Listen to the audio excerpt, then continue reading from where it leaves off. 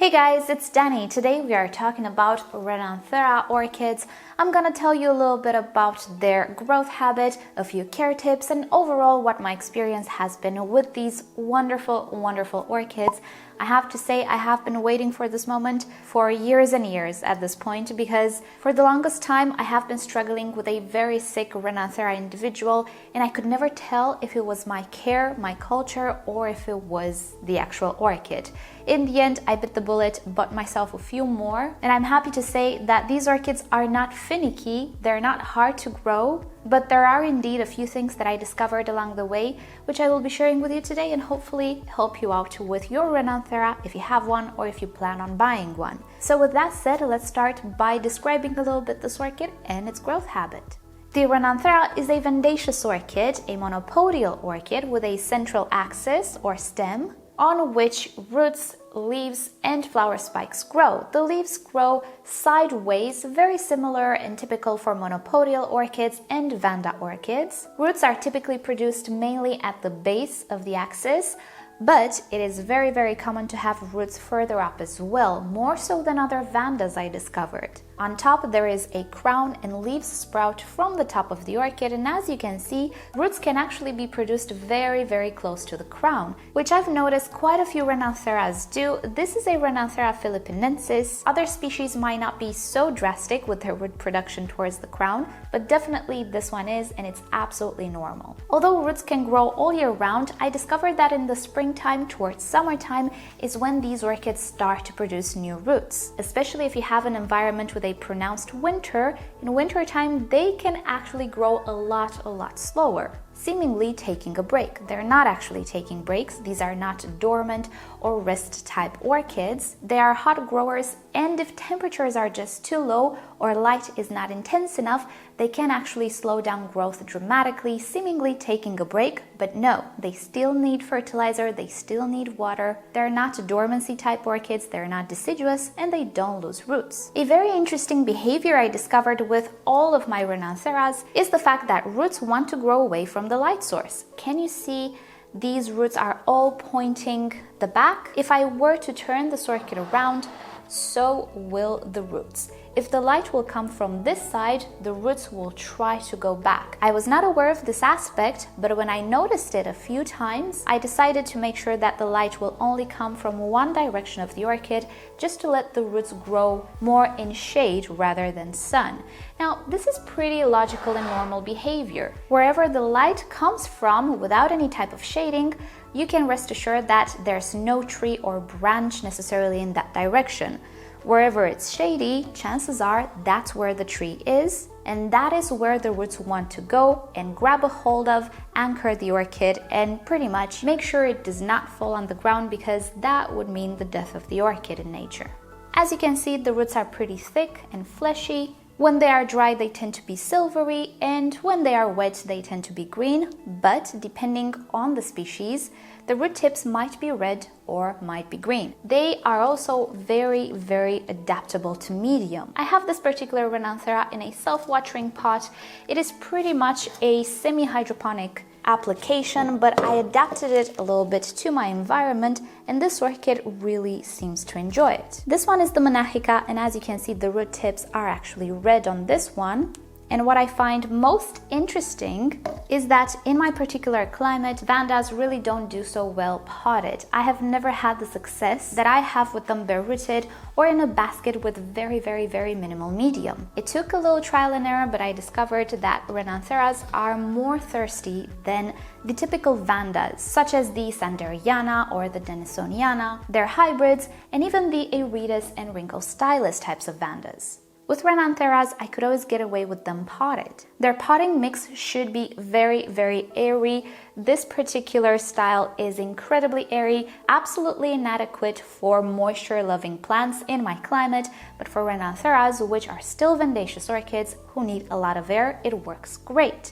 This does not mean it is the only way you can grow the Renanthera. Since it's an epiphytic orchid which loves a lot of air, you can grow it mounted, you can grow it in baskets, or even completely bare-rooted. The only considerant you need to keep in mind is your availability to water. As I was saying, these orchids tend to be slightly more thirsty than Vandas, so if in your environment you can absolutely hose these plants down every single day, multiple times a day if you have a system, definitely bare-rooted will work great, or even mounted. If not, do consider potting or planting them in a basket with a sort of medium, which will still be very airy but will retain a little bit of water. I find this orchid to be actually very, very versatile because it can tolerate the levels of moisture which many Vandas cannot really. But of course, this is very dependent on environment and your availability. I just think you have more safe options with the Renanthera than your typical Vandas. And to end the subject, growth habit and the way they typically grow, they can actually produce keikis just like any other Vandaceous orchid. Since they're monopodials, the keikis can be separated, planted separately without any type of issues. It is not like with a sympodial, which needs 3 pseudobulbs or fans per division to grow vigorously. With monopodials, you can actually separate the keikis, but there's absolutely no problem if you want to leave the keikis be. They will just bushen up the initial plant and they will create a root system of their own. And as with any monopodial, the flower spike arises from between the leaves. Now, the actual location varies. Of course, the flower spike will tend to be produced closer to the crown than to the base, but that depends a lot on the total size of the orchid. But there isn't a rule like with Phalaenopsis, 3 leaves down or 2 leaves on the side down. No, they tend to vary, and furthermore, you can have a flower spike and a root emerging from the exact same location, or even weirder than that, having a root sprouting from a location on top of the flower spike. Now, when it comes to care, we've already kind of talked a little bit about watering.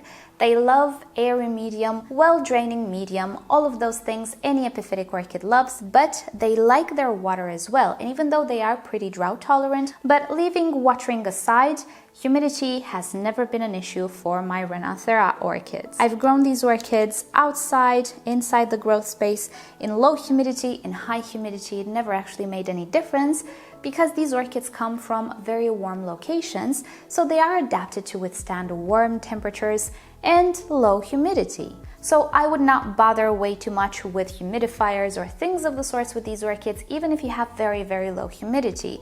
I would just make sure to keep the orchid hydrated, not forget to water so it does not get dehydrated, and I think it will be just fine.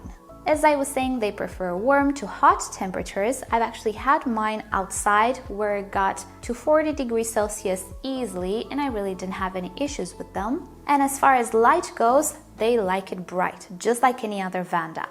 Some Renantheras, which have quite a lot of anthocyanin pigments, will tend to get a little purple or a little pink.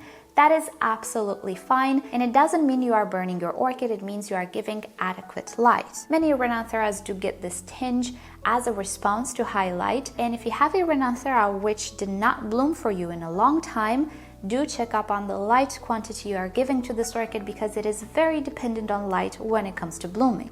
I keep my Renantheras in a southern exposure. I try to give them as much sunlight as I possibly can, but I filter it through a sheer curtain. Just because they like a lot of light doesn't mean they cannot get burned, particularly if they're not adjusted to the quantity of light. Just like with the Vandas, and some of you might know how much I burned my Vandas last year, they need adjustment to the quantity of light. Now, as a comparison, here I have the Renanthera citrina. She is not in bloom, although she has a flower spike. This one has yellow flowers, and as you can see, the amount of anthocyanin is really not as much as in the case of the monachica, which is the one above it. So with this one, don't expect it to be purple. Usually with these orchids you will get very light colored leaves in intense light, but it's not a rule. So there is quite a bit of variety within the species as well, but because these are monopodial orchids, they can actually be hybridized with other monopodial orchids which are compatible. And you might of course think about the Vandas, but more interestingly, think about the Phalaenopsis. This particular one is not a pure Renanthera. She is actually a hybrid. This is the Renanthopsis Mildred Jameson. This is a very popular orchid in orchid collections. Many growers want to have this orchid. I wanted it for the longest time, but I never had the courage. She's actually not very different from the Renantheras, and I do suspect she takes a little bit more from the Renantheras than the Phalaenopsis. You might know that the phals don't really require that much light. Well, this one does absolutely marvelous in very bright light, and I'm very happy with the flower spike she created this year. But of course, the care will have to depend on the actual hybrid you have. Typically, you will find hybrids with Vandas, case in which you just need to apply basic Vanda care. And as I was saying, you can grow these orchids, even their hybrids, mounted in baskets, bare-rooted, or you could try potted, but in a very loose and well-draining medium. Whatever hybrid has Renanthera in its parentage, it can actually have a disposition towards being okay potted, or more okay than typical Vandas. And as far as blooming goes, these orchids can actually bloom at very young ages. This is the second flower spike this little orchid creates.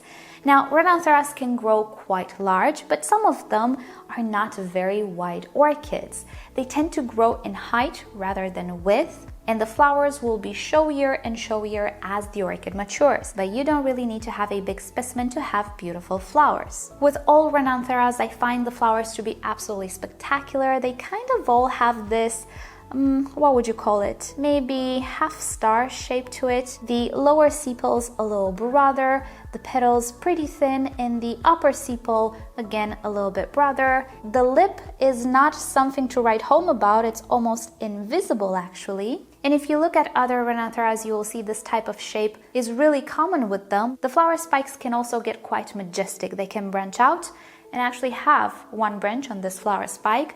They can have upwards to 50 flowers or even more on a flower spike. This is dependent on age though.